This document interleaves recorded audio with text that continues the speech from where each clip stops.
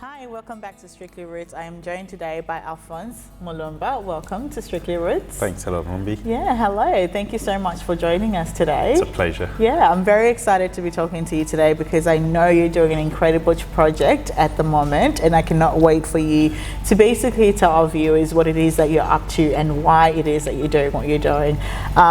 So before we get into that, tell me who you are. Who is Alphonse? Well, Alphonse is a boy that was born in the Democratic Republic of Congo back a generation after the generation of African independence. Yes. And moved to Australia about a decade ago, about 11 years ago, and have actually enjoyed my life in Australia. So I did my education here and started working here, and I've enjoyed every single part of that. Okay. So I'm, to define me, I'm just a community person. Yeah. That's good. That's very great. Now I have to ask you, so you've been in Australia for 10 years? 11 years. 11 years, yeah. 11 years. And you're now doing something that most Africans who live in Australia probably can only dream of doing, but think they need at least 30 years of living in this country to do. Tell me a bit more about what it is that you're working on at the moment. Well, I'm running as a candidate for the local government elections in the city of Stirling, in the Balga ward, which has the suburbs of Balga, Nyerbuka, Westminster, and a bit of Nollamara. I think it shouldn't take 30 years for people to actually stand up and make a contribution to the society in which they live. I think once you start living in this country, you should actually stand up and start making that contribution. So it's a privilege. I don't think of myself as the best of human beings because after 11 years I've stood up and tried to take this step. I just think as somebody trying to answer to a call that I heard from the community members, a call I heard from the general Australian population, not just Africans, not just Asians, but the ordinary Australian, as our Prime Minister would say it. Yeah. So I'm just that ordinary Australian trying to do my best to make my community a better place to live and work. Yeah, that's amazing. That's really good. And I have to applaud you for that because I can only imagine it takes a lot of courage and it also takes a lot of work to be able to do what you're doing. I want to know, what is it that from the 11 years, that you've been in Australia that has prepared you for this moment and for this campaign that you're running? I think even if you asked the best campaigners ever, including Barack Obama and everyone else in Australia, you can never prepared enough for a campaign. Absolutely. Of course, you have some strengths and things that you rely on that they're going to turn out for your good. But if I could come back to a few things, I think the fact that I realize what my community needs is the first thing, because you have to identify there is a need to actually try to find solution to that need. And number two, I have to draw from internal strength and believe that I am able to actually make a contribution and come out myself with that strength. Number three, I have to believe that it is one Australia for everybody. Absolutely. So there is no one Australia for Aboriginals, one Australia for newly arrived migrant, and one Australia for those who are born here. It's one Australia for everyone. Yeah. So the day I took that citizenship paper certificate in my hands, I became equal to the Prime Minister of the land. So whatever the Prime Minister could do in terms of exercising our democracy within the limits, I could also do that. Absolutely. So if you could stand for Parliament, I believe I could also stand, not for Parliament, but for local government and make a contribution. So what prepared me for this campaign is not actually a strategy that I had in place, but it is the fact that I recognize there is a need in the community in which I live, and I believed I could make a contribution to that. And I just want to see things being done differently where I live. Great, good on you. And I have to, like I said before, I have to applaud you for doing that. Okay. What I'd like to know as well is you say that there is a need in the community. Yeah. I'm assuming also you're not specifically just talking about the African community, the colored community, but you're talking about Australia as a whole. Right. What is that need that you recognized, and what is the contribution that you're promising us that you're going to make? Yeah. So when we look in the area that I'm running, in the Balga ward, Balga, Mirrabooka, Westminster, and Nolamara, certain statistics are actually could break someone's heart. Okay. In WA, unemployment is close to 6%. Nationally, it's a little bit lower than that. But in the area that I just mentioned, it's close to 21%. Wow. And that gets even worse when you talk of young people.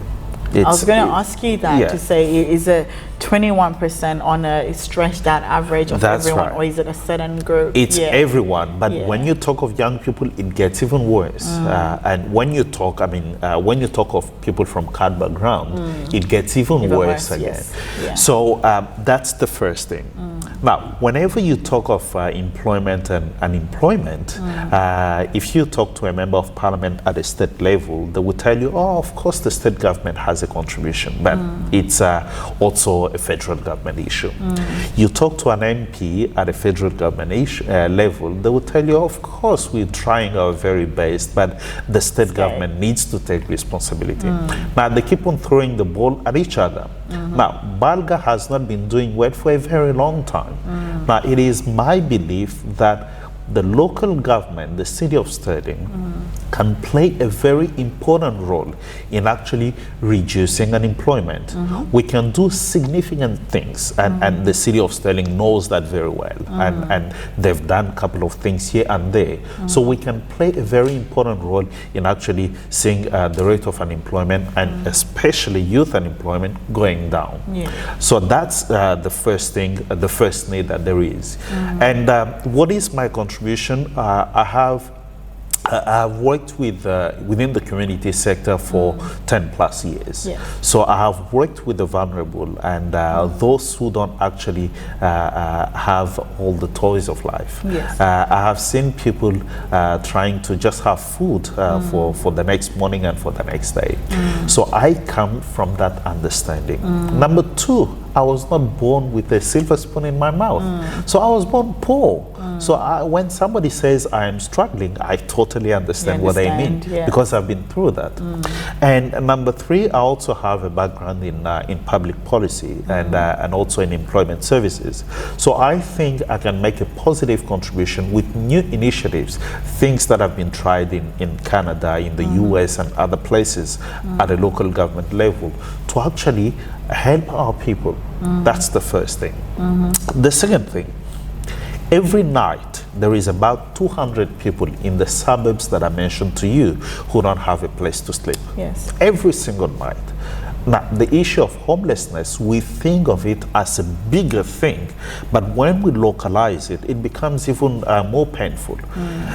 In Balga, Mirrabooka, Westminster, Nolamara, 200 people not having a place to sleep, that's appalling. Every single night. They have to catch surf and try to find a friend and use the garage. I believe the city of Sterling can come up with things like a homelessness strategy. In other words, how do we as a city address this issue? How can we organize a better coordination between services that actually help the homelessness within the city of Sterling to help these people? That's the first, the other thing we can do. And apart from that, I think we need change in the city of Sterling. We need change. We need change in the Balga ward, and I think I am a fresh voice that can actually bring that change. Things have been the same for far too long, and no wonder why there is only about 25%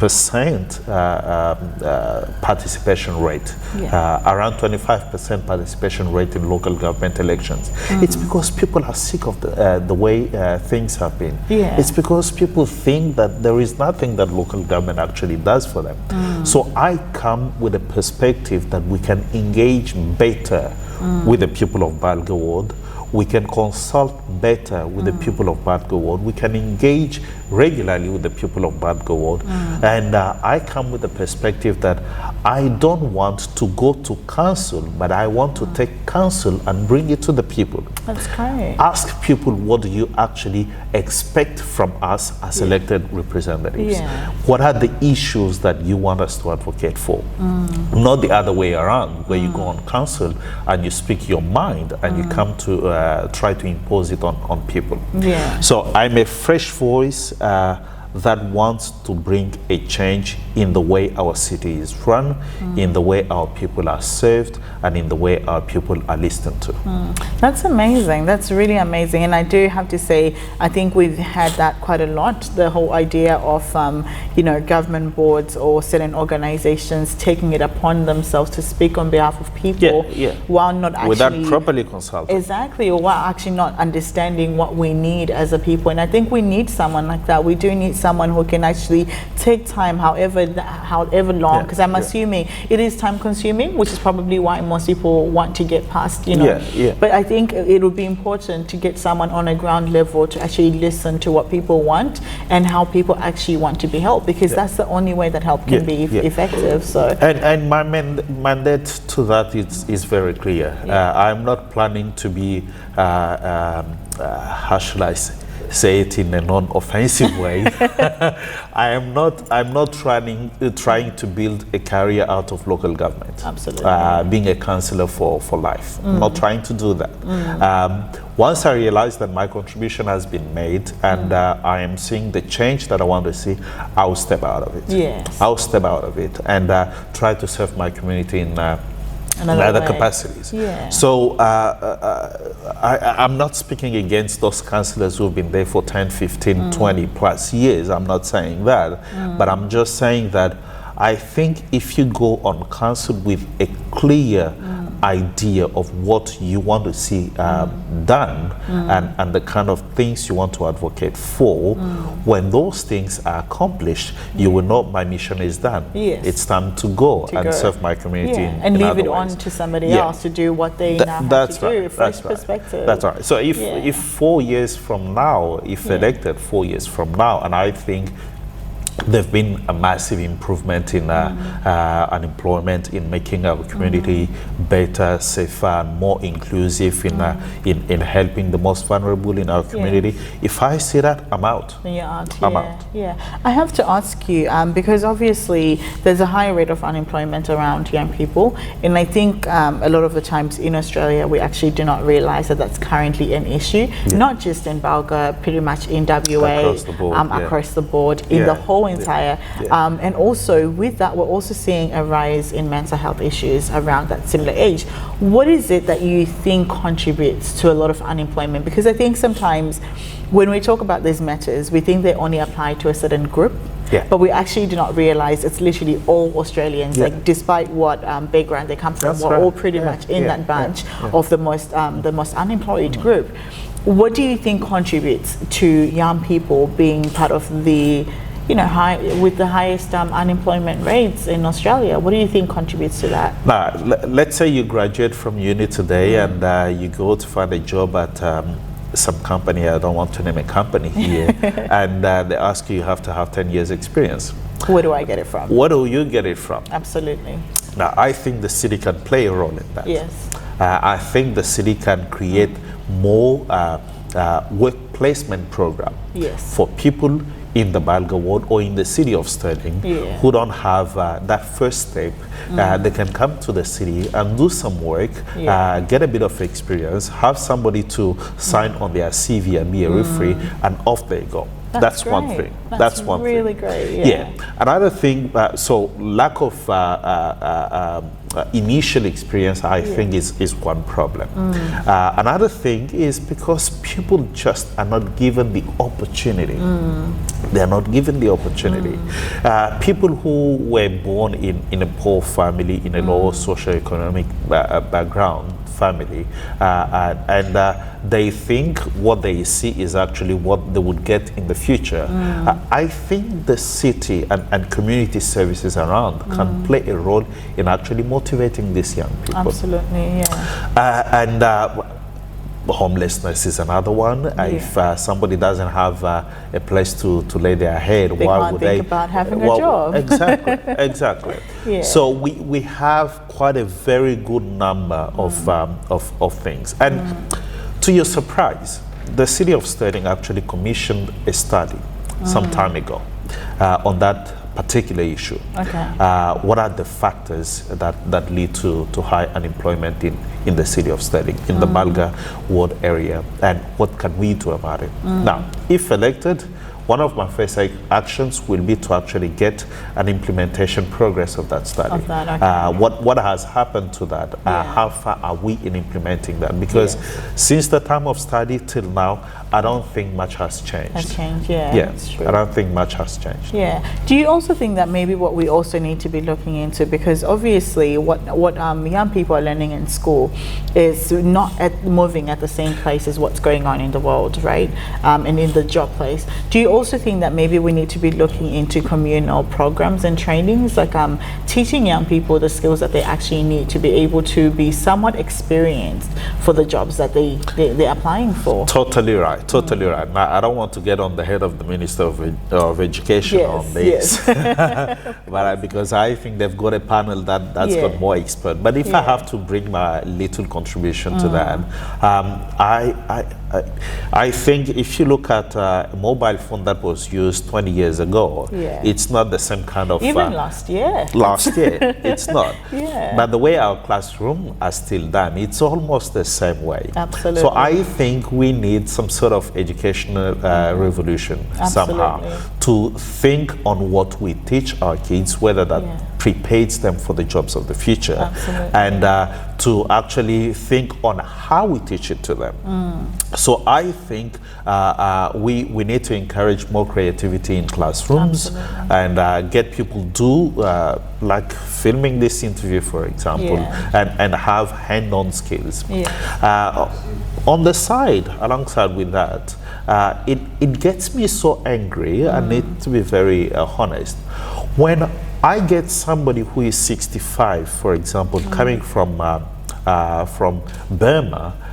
the man is 65, coming from Burma, never spoke English his whole life, never sat on a bench at school, and gets here, and the first thing that you want that man to do is to go to TAFE, sit and start learning the alphabet. What a waste of time that is. But if that man was a carpenter in Burma, for example, why not give him that opportunity? Give them that opportunity to learn the language that will help them to be making a positive contribution to their society.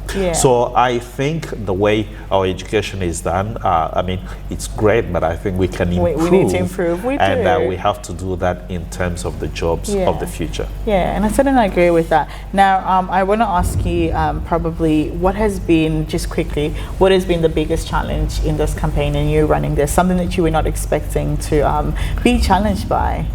I knew the people of Balga were doing tough, but I didn't understand the magnitude of the problem. I've been knocking on doors, and the stories that I hear are heartbreaking. So that's been more challenging than walking down the street. So that's why I think we need change. Wow. Well, good job, and I wish you all the best of luck. And I had such an amazing time meeting you today and talking to you about your campaign. I honestly wish you all the success. Thank you so much. Thank you so much. Thanks to you. Thanks to Root TV. Thank you very much. You're doing an amazing job. Thank you. Thank you very much. That's all from us for this episode. Make sure you stay tuned for the next episode.